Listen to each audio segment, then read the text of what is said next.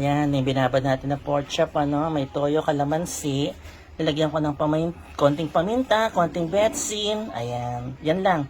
Overnight yan, bababad for tomorrow. Ayan, nilabas ko na po yung minarinate natin kagabi, para pang pork steak. Na-absorb niya na lahat ng liquid. Ayan, sarap-sarap na, malasang-malasa na yan. Start na tayo mga kagigil. Ayan. Start na po natin ilagay yung ating mga meats. Itong ating binabad na pork chop. Pinound po natin yan, para lumambot. Ayan.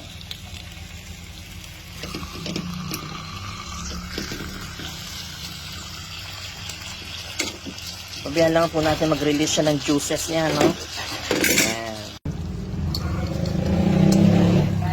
Balik na rin natin.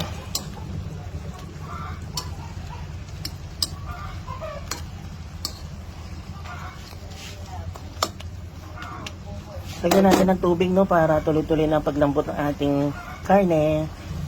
Lagay muna natin yung pinagbabaran. Ayan.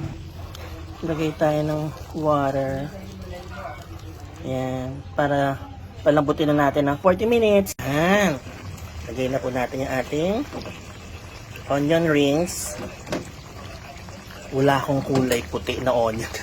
Kaya ito na lang lagyan natin. At least, may dagdag flavor yan kasi kulay red ang ating onion. Simmer na lang yan. Mga 2 minutes. Okay na siya. Wow! Tikman na natin ang ating bistek, Yeah.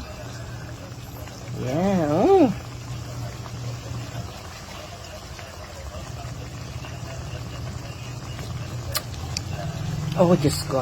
Oh, Maya. Sorry. Oh, Maya. Sarap-sarap, mga kagigil.